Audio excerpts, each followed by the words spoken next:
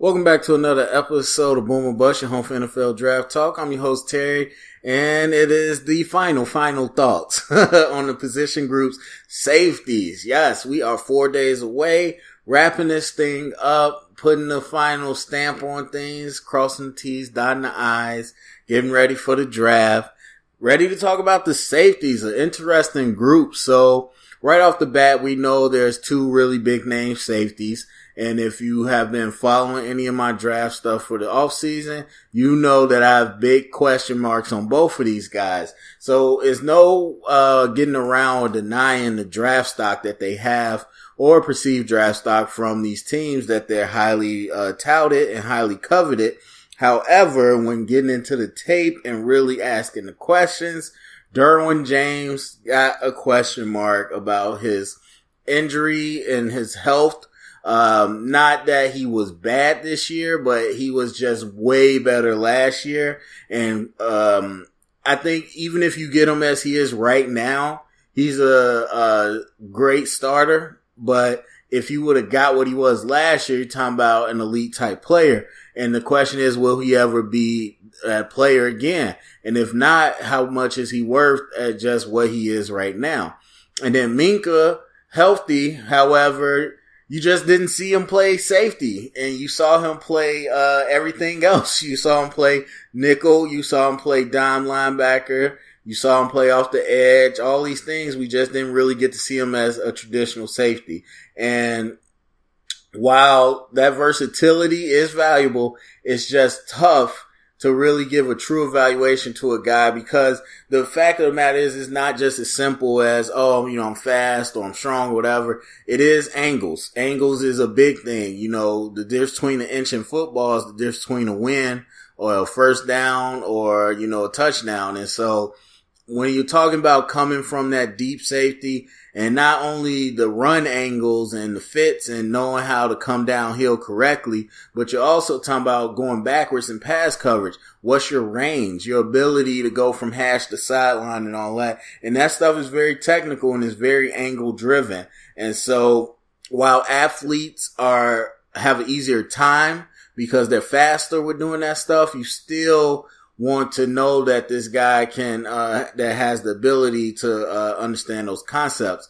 And so while in no way am I saying, oh, you can't draft him or he's not a first round, it's a question mark. It's a big question mark for me with Minkah. And especially because he's not like Jamal Adams or anything last year, where in the box he's knocking people out. He's there and he could cover a lot of ground, but I wouldn't say, okay, he's physical enough like Jabril or something, like where I'm like, okay, yeah, that guy's just going to be in the box for me, and then anything else he does for me is a plus. That's not how I feel with Minkah. Minkah is finesse, and I want to see that he can cover better than he can play the run, and we don't know that yet. So there you go. But as far as a group, I'm going to give it a B-. I think the top level talent you can't ignore it at all. There is, there's so many, there's at least, I would say 3 first round safeties, probably 4 graded out depending on what happens with a couple of them. So you're talking about some really highly ranked safeties at a position that traditionally isn't highly ranked. But you got guys, like I said, with Minkah and Derwin that are top 10 talent, so you can't ignore that. And then as far as the depth, it doesn't go throughout the whole draft, but it'll go pretty deep. Just because, like I said, that position, and it might have a run on safety, I don't know, but I think there's at least 6 or 7 that are good to go in different positions. So, definitely has decent depth this year. So, B- for the group.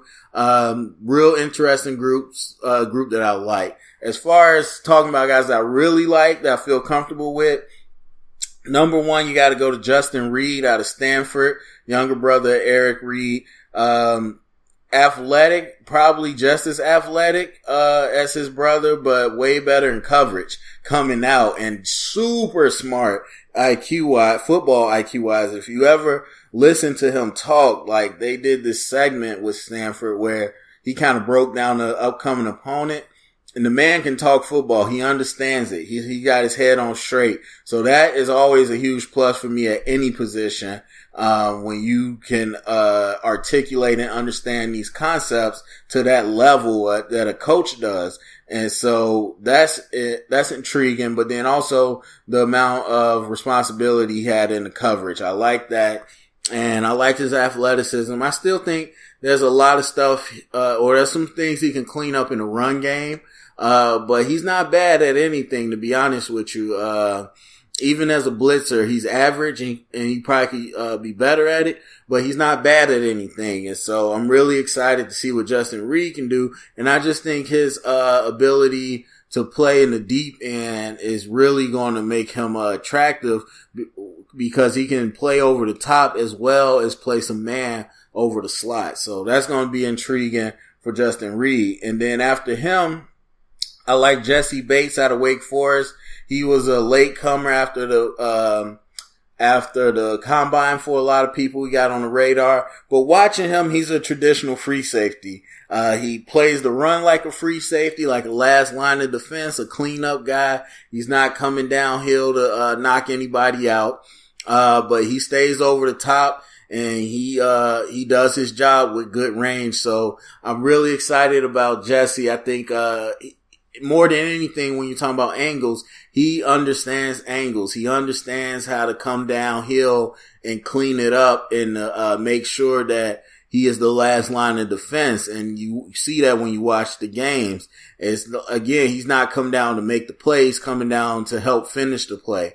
And then in coverage, he understands how to stay over. And I just love him in deep coverage. So I'm real excited about Jesse, and that seeing people like Jesse is what makes me worried about Minkah, because that's the stuff you're talking about with angles and understanding. That's a lot of the reps that Minkah didn't have. And so you wonder how quickly he's going to pick that back up. But those two are ones that I feel real comfortable with this year. And then when you're talking about, guys that are a little more risky, again, there's rarely prospects that I flat out don't like. But when you're talking about more risky, it's not too many, but the one I probably would say watch out for is Deshaun Elliott from Texas, because he had great ball production, but, I don't think teams will look at that. Hopefully they won't look at that and say, okay, well, let's put him out there on the island or, make, out there in zone in the next level. I think he could do that, robber stuff. He can do that strong safety stuff where he could, probably make plays that way. But I don't think he's made to do deep coverage all that often. And so I hopefully he's not misusing, cause you just look at the athlete and it doesn't match what you've seen on tape as far as his ball production. So then you got to really decipher through those. And it's safeties and corners many years where they just had ridiculous amounts of interceptions, but they didn't get picked high or they weren't good in the NFL, because you just got to decipher. Sometimes the quarterback throws it right to them. Sometimes they just in the right spot at the right time. And so you got to really look at the athlete and see if it matches up. And for Deshaun Elliott, I like his heart. I like his toughness. I like his versatility, but I do think he's limited athletically. And so that's someone you want to watch out, because he might not be able to crack that ceiling that that his numbers would tell you that he could. But I still like him. It's just, some risks that you want to watch out for. And then as far as the sleepers, it's hard to call Ronnie Harrison a sleeper out of Bama, but everybody's talking about Minkah, and I think most people except Ronnie can be a late first round pick, if not an early second round pick. So hard to call him a sleeper, but I still think he's better than people give him credit for. And he does all those things we talk about that Minkah didn't get to do. And so, just seeing Ronnie, it just makes me a little more comfortable with him than Minkah, because I've seen him make those plays from that position. And he's a big dude. I mean, a 6'3" safety, could put on some weight. He's already rocked up. I think, he definitely is going to be, built to, get even better and better as an athlete. And he comes from that Nick Saban coach secondary. So, I have pretty good faith in him.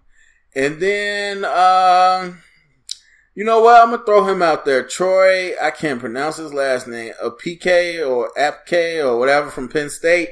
I think his numbers off the chart in the combine. Let's get that out of the way. Freak athlete. A lot of people talking about undrafted, but you watch the tape and it's not like, okay, you didn't see those numbers. You saw it. You saw him run. You saw him jump, like really jump. And I like him. I mean, he might not be the strongest and you might need to get him bigger.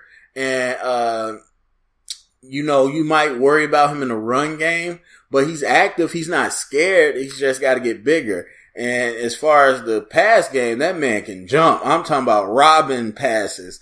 And so I'm actually like 7th round. I'm kind of shocked after watching him on tape. I think he actually might be a whole heck of a lot better than people give him credit for. So anyway, those are my thoughts. Go to the comment section. Let me know what you think about the safety class. Any guys you want your team to go after, thumbs up, subscribe. Start the conversation, share it around, and thank you for listening.